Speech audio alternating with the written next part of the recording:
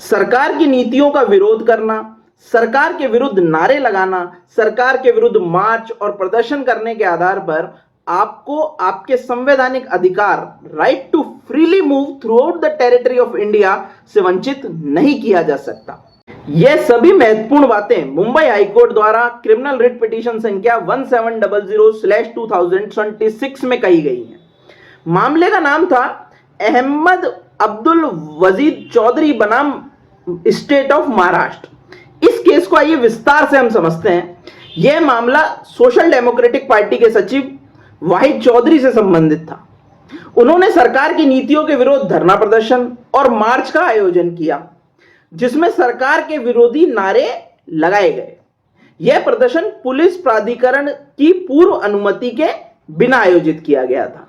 इसी आधार पर पुलिस ने आईपीसी की धारा 188 disobedience to the order duly promulgated by public servant के तहत उन पर एफआईआर दर्ज कर ली।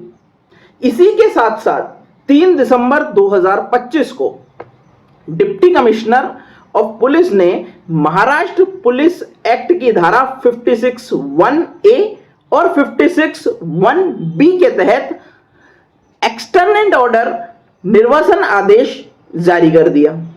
सरल भाषा में हम समझते हैं, निर्वासन आदेश का अर्थ होता है किसी व्यक्ति को किसी क्षेत्र या क्षेत्राधिकार में प्रवेश करने से प्रतिबंधित कर दिया जाता है, उसे हम निर्वासन आदेश कहते हैं।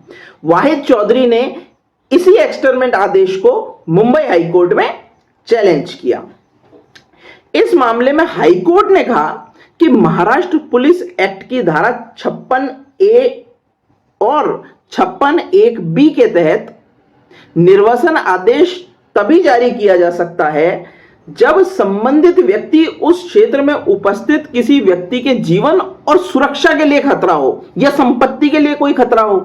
केवल सरकार की नीतियों का विरोध, धरना प्रदर्शन करना, मार्च निकालना या सरकार के विरोध नारे लगाना अपने आप में यह सिद्ध नहीं करता कि उससे किसी व्यक्ति या संपत्ति को खतरा उत्पन्न हो गया है, जब तक इसके समर्थन में कोई ठोस विश्वसनीय साक्ष्य ना हो।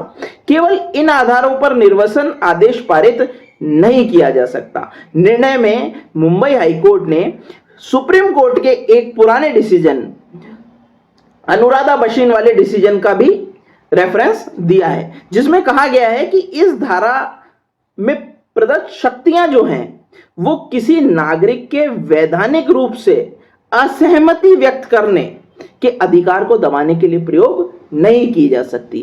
कोर्ट ने यह भी स्पष्ट किया कि आर्टिकल 19 के अंतर्गत right to freely move throughout the territory of India एक मौलिक अधिकार है वह, और वहीं जो एक्सटर्नल निर्वासन आदेश है वो एक एक्स्ट्रा ऑर्डिनरी मेजर है जो केवल एक्स्ट्रा ऑर्डिनरी सर्कमस्टांसेस में ही लिया जाना चाहिए। इसी आधार पर कोर्ट ने 3 दिसंबर 2025 को डिप्टी कमिश्नर द्वारा पारित किया गया निर्वासन आदेश सेट असाइड यानी निरस्त कर दिया। धन्यवाद।